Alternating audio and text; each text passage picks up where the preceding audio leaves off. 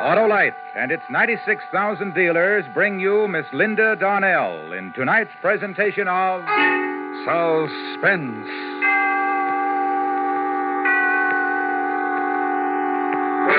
Tonight, Autolite presents the story of a woman who knew her husband was trying to kill her and was powerless to stop it. A dramatic report we call A Killing in Las Vegas, starring Miss Linda Darnell.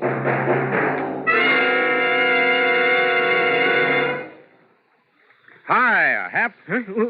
Oh, hello, Harlow. Boy, you really gave me a powerful start. Just like the powerful starts you can be sure of getting from your Autolite Stay Full battery, Hap. And an Autolite Stay Full needs water only 3 times a year in normal car use. I know, Harlow. And, Hap, do you also know that the Autolite Stay Full gives longer life, as proved by tests conducted according to accepted life cycle standards? I do, Harlow. Well, okay, then. Visit your nearest Autolite battery dealer. He services all makes of batteries, and he has an Autolite Stay Full for your car in case a replacement is needed. To quickly learn his location, just phone Western Union by number. And ask for me, Operator 25. I'll gladly tell you the name of your nearest Autolite battery dealer. Where you can get an Autolite Stay Full, the battery that needs water only 3 times a year in normal car use. And remember, from bumper to tail light, you're always right with Autolite. And now, with A Killing in Las Vegas and the performance of Miss Linda Darnell, Autolite hopes once again to keep you in suspense.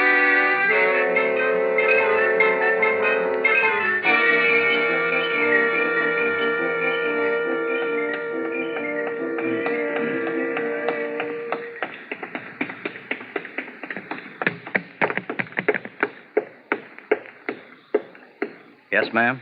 I'd like to see the policeman in charge, please. Well, maybe I can help you, ma'am. What is it? My husband is trying to kill me. I see. You better come with me.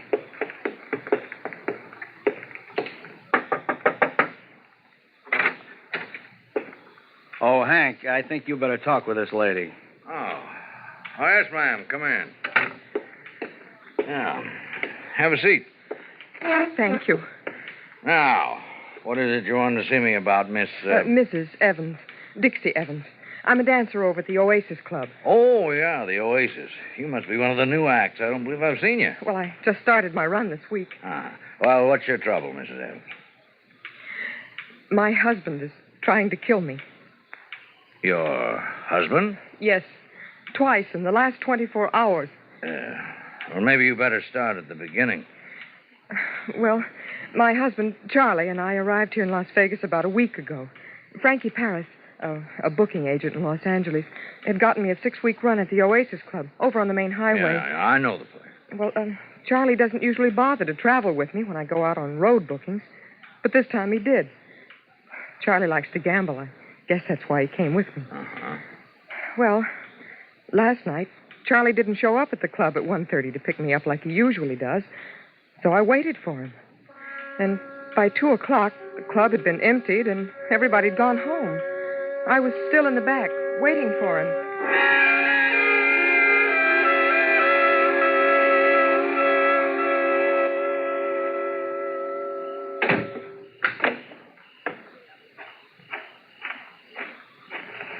Who is... Oh, it's you, Dixie. Hi, Barney. And what are you doing out here all alone? Well, I'm waiting for my husband. He's late. Sure is. It's almost 2:30. You know where he is? No. Getting lucky, I hope. That's what I call wishful thinking.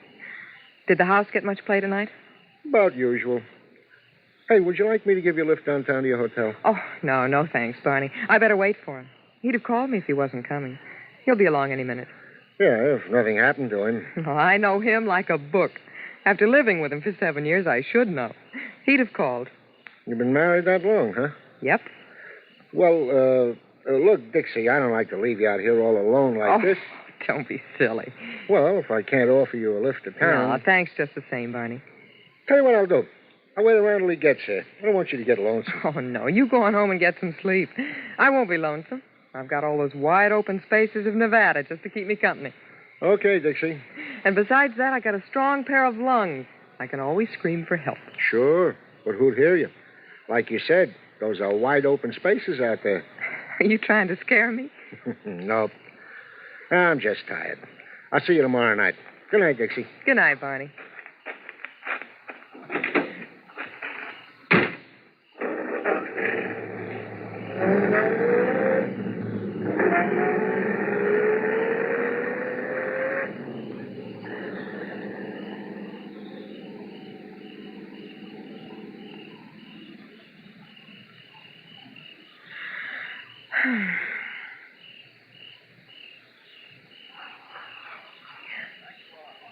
Who?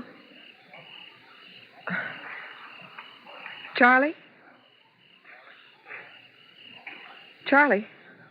That you? Who is it? Charlie?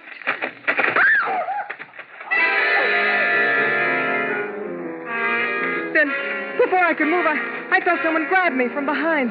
It was a man. He twisted my arms and yanked me back in the shadows. I kicked and spit and tried to fight myself loose, but there was no use. His hands were like steel.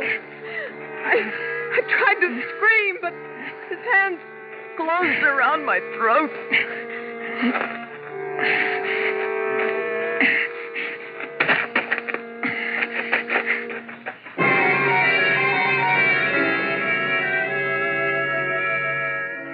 When I came to, I was lying on the gravel back of the club. It was still dark. I took a deep breath, and my lungs felt as if they were going to burst, and my throat ached. I staggered to my feet and ran around in front of the club onto the main highway. It wasn't long before a passing cab picked me up and took me back downtown to the hotel. When I let myself into the room, Charlie was in bed. I sat down and started to cry. He got up, came over, and put his arms around me. That's when I should have known. When he put his arms around me. Oh, look, Dixie, baby, come on, get hold of yourself now. Come on, take hold, honey. You're shaking like a leaf. What is it? Oh, Charlie, it was terrible. Someone tried to kill me. Oh, baby. Oh, Charlie. Look, will you stop crying long enough to tell me what you're talking about? Someone tried to kill you? Yes. Where? In back of the club, the Oasis. I was waiting for you, and he... Didn't you get my telephone message? Message? Yeah, I left a message for you. Well, no. Oh. Well, what happened? Well, I was back there waiting for you. I heard a noise, and first I thought it was you. I called your name, and then this man rushed up behind me, grabbed me around the throat, and Did you see what he looked like? Well, no, I couldn't see his face. It was too dark, but he tried to choke me, Charlie. Look, Dixie. Oh, it was terrible. His hands around my throat. Well, what happened after that? Well, I don't know. I passed out. I guess he thought I was dead. But why did he want to kill me? Just wait a minute, Dixie. How do you know he wanted to kill you? Why, I don't know. Was anyone from the club around there? Oh, no, everybody'd gone home. I see. Oh, it could have been someone trying to rob the club. Huh? Yeah, sure, that might have been it. Some guy was going to break in and rob the club. He thought everybody'd gone home. When he got running back, he found you. Got scared, and he attacked you. Well, maybe you're right. Of course I'm right. You say you called me? Yeah, I sure did. I was having a run of luck at the club cartwheel. Must have won about $500, baby. I didn't want to leave. So I called the club and told them to tell you to take a cab on home. But I didn't get the message. No, I guess somebody just forgot to give it to you. Charlie, maybe I ought to call the police. What for? To tell them what happened. It's late now, honey. When we get up in the morning, huh? All right, Charlie. You won $500, Charlie? Yeah. Isn't that great? Can I see it? Oh, didn't want to carry a lot of money with me. I told him to make it out to me in a check and pick it up tomorrow. Oh.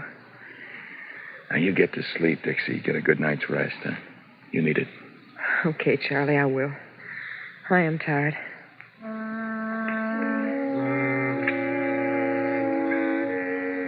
I had a very restless night. I didn't get much sleep. But the next morning, the more I thought about what Charlie had said, the more I began to believe that maybe he was right. Maybe it had been somebody just wanting to rob the club. We got up late and had lunch at one of the restaurants along 5th Street, then played some bingo at the Palace. Then we walked around town for a while and went back to our hotel about 2:30. Hey, Dixie, why don't you go on upstairs and take a nap, huh? Got to get some rest. You had a pretty restless night there. Yeah, I know. Charlie, you're not gonna... Oh, no, honey. I'll go on over and pick up the check at the club cartwheel. It should be ready for me. Get yourself a half hour of sleep. It'll do you good. Maybe I will. I got your key? Uh-huh. Good. Okay, I'll come wake you up in about half an hour. All right. Charlie, Yeah, Dixie? lay off the dice table, huh? Oh, sure.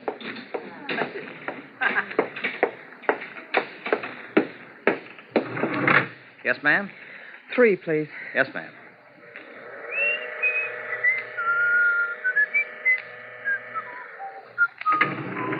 Three out.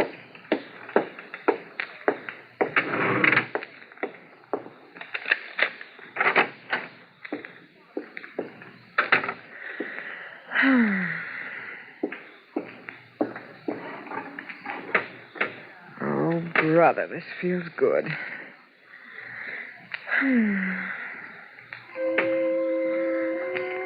I didn't even bother to take my clothes off. I was too tired. All I could think about was getting some sleep. And the bed felt soft and good. I started to drift off into a dream. It was a terrible dream. I saw the man in the back of the club in my dream. He was chasing me now. I tried to run away, but he caught me and tied me up. Then he picked me up in his arms and carried me over to where a train engine stood and laid me down in front of it. The train in my dream hadn't started to move yet, but I could hear the hissing of the engine. And it seemed that the louder the hissing got, the harder it was for me to breathe. I tried to wake up, but it was hard, and then finally I did. But the hissing of the train didn't disappear with the rest of my dream. The hissing became the gas jet in the corner of the room. Oh, the window. The window. Gotta break it. Break my shoe off.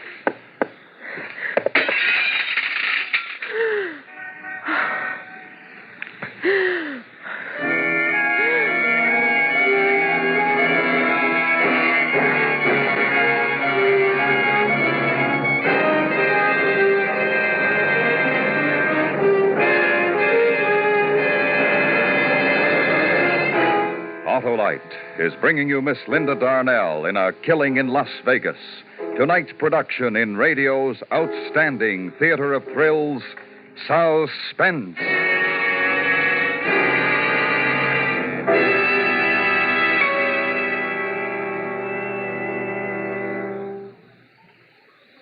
Harlow, I've told you before that I have an Autolite Stay Full battery. What do you think of it, Hap? Oh, it's great. It's grand. It's magnificent. And it's protected, too. Protected? Yep. Every positive plate in the Autolite Stay Full is protected by fiberglass retaining mats to reduce shedding and flaking and give the Autolite Stay Full longer life, as proved by tests conducted according to accepted life cycle standards. And the Autolite Stay Full needs water Only 3 times a year in normal car use. So, friends, visit your Autolite battery dealer, the man who services all makes of batteries. To quickly learn his location, just call Western Union by number. And as for me, operator 25, I'll gladly tell you the name and address of your nearest Autolite battery dealer, where you can get an Autolite Stay Full, the battery that needs water only 3 times a year in normal car use. And remember, from bumper to tail light, you're always right with Autolite. And now, Autolite brings back to our Hollywood soundstage Miss Linda Darnell in Elliott Lewis's production of A Killing in Las Vegas, a dramatic report well calculated to keep you in suspense.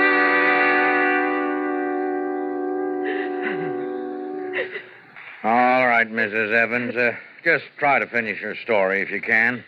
You say you tried to break the window with your shoe. Yes. It finally broke, and I got some fresh air. And this was how long ago? About an hour. Then what happened after you were able to revive yourself? Well, I was scared. I asked myself, what have I done so bad that someone wants to kill me for it? Because now I believe that someone was trying to kill me. I tried to get hold of Charlie, my husband, to tell him to come back to the hotel right away.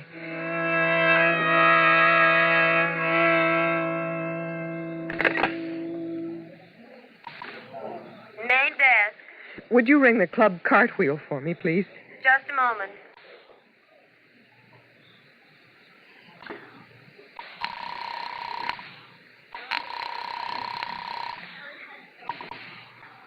Club cartwheel. Julio Cole speaking. My name is Evans, Mrs. Dixie Evans. My husband was coming in to pick up a check. Can you tell me if he's still there? Pick up a check? What's he do, work here? No, he came in there last night. He had a run of luck, and he said he told you to make out a check for him. What was that name again? Evans? Yes, Charles Evans. Just a second. Hey, does anybody know anything about a check for Evans? No. You mean he hasn't picked it up yet? No record of a check waiting for him. But he told me. Yeah, lady, sure. He told you. I'm sorry I bothered you. No bother at all.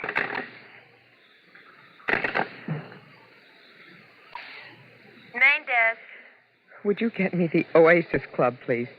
The number is 4062. One moment.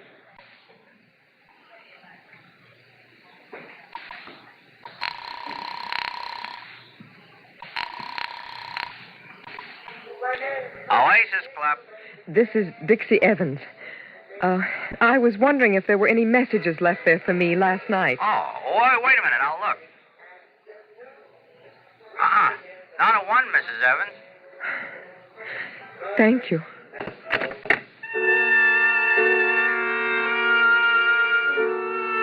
And just like that, I find out that my husband, Charlie, is the person who's been trying to kill me.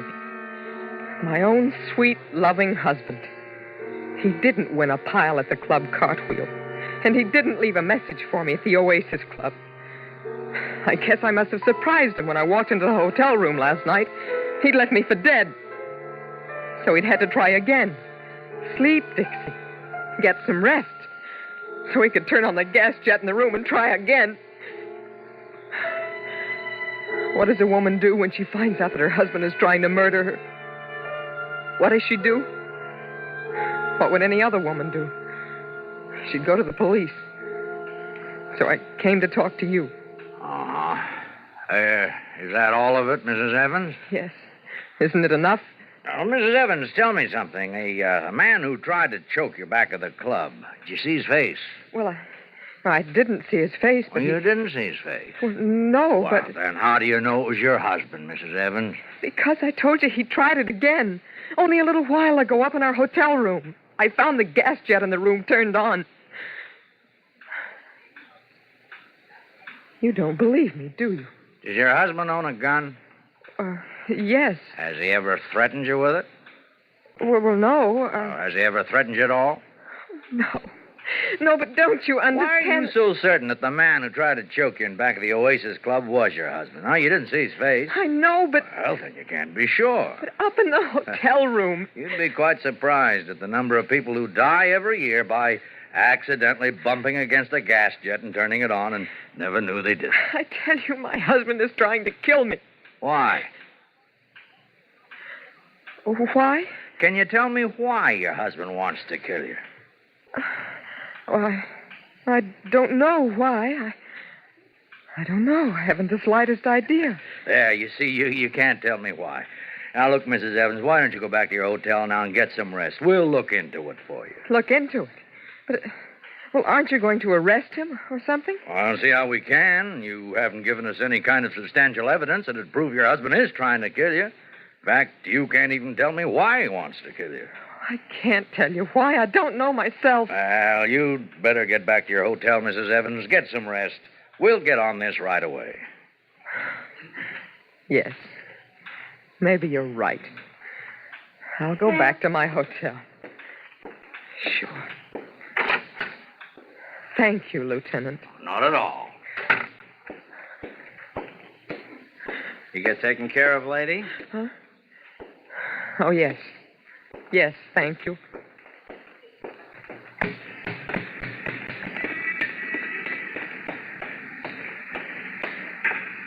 Dixie? Charlie. Hello, Dixie. Come on, get in the car, my dancing wife. I've come to take you home.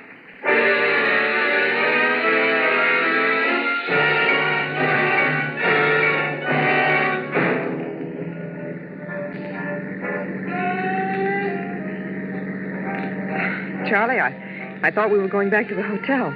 This isn't the way. What are we doing on the highway? Charlie, what's the matter? What's wrong? Oh, don't turn the radio louder, Charlie. I want to talk to you. Charlie, you're mad at me, aren't you? What have I done that's made you mad? Oh, Charlie, take me back to our hotel. Let's get home. I want to go home. I don't want to go for a ride. I'm tired now. I'm awfully tired, Charlie. Oh, please don't turn it louder. It makes my head hurt. Please, Charlie. Charlie, don't I mean anything to you anymore? What is it? What are you mad at me about? Is it the divorce, Charlie? I don't want to hear you talk. That's it, isn't it? That's what you're mad at me about, the divorce. But I can't give it to you, Charlie. I can't. Look, it doesn't matter anymore. She's married now. She wouldn't wait any longer. So yesterday she got married. Oh, Charlie. I didn't know it meant so much to you. I only tried to do what I thought was best for the both of us. We're not getting any younger, and when two people were married for as long as we were married, I thought maybe we should try to make something of it. You thought that. What about me? You? What about what I thought? Oh, you're right, Charlie. But you can't kill me now. Why can't I? I told the police. You told them what? That you were trying to kill me. That it was you in back of the club. That you turned on the gas jet. Oh, no. You can't kill me, Charlie. They'll pick you up in a minute. Okay, Dixie. Shall we go back to the hotel now? Okay, Dixie.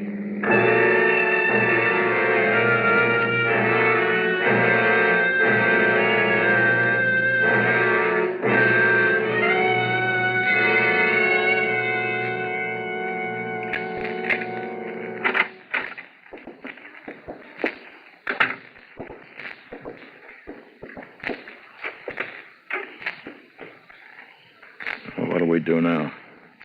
There's nothing to do, Charlie. We just go on, I guess, like we have.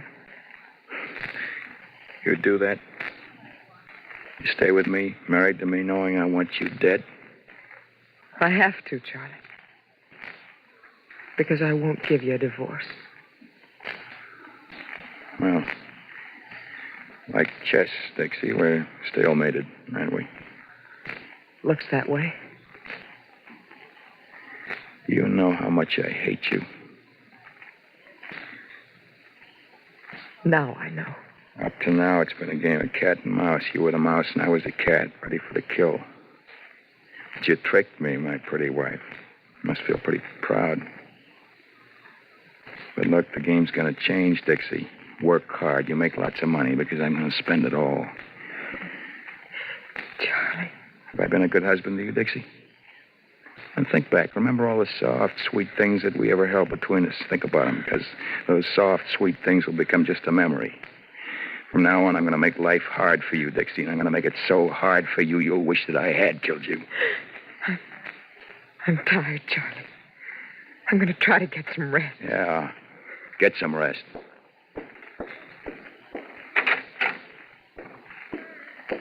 Get a lot of rest, Dixie. You're going to need it. You tell the police why I wanted to kill you, Dixie?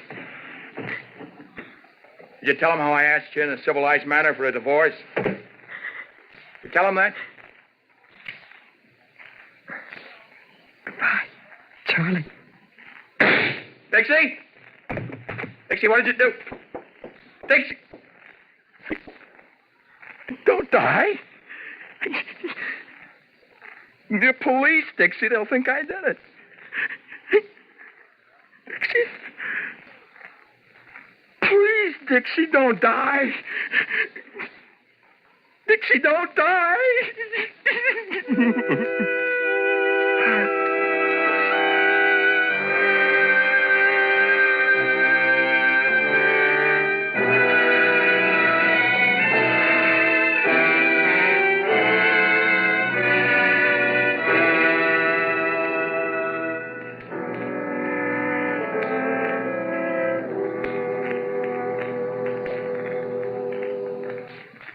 Suspense. Presented by Autolite. Tonight's star, Miss Linda Darnell. This is Harlow Wilcox speaking for Autolite, world's largest independent manufacturer of automotive electrical equipment. Autolite is proud to serve the greatest names in the industry. And during these early months of 52, the Autolite family joins in saluting the leading car manufacturers who install Autolite products as original equipment.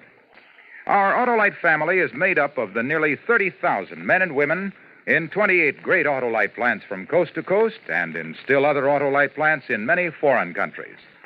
It also includes more than 18,000 people who have invested a portion of their savings in Autolite, as well as 96,000 Autolite distributors and dealers in the United States and thousands more in Canada and throughout the world.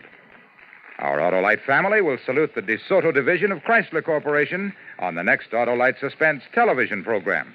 If you live in a television area, check the day and time of Suspense on television so that you'll be sure to see this program. And remember, be with us next week for another thrilling Autolite Suspense program on radio.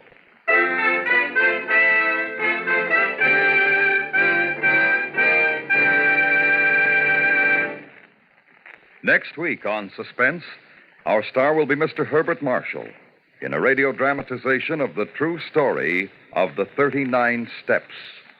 In weeks to come, we shall also present Ray Milland and Frank Lovejoy, all on Suspense.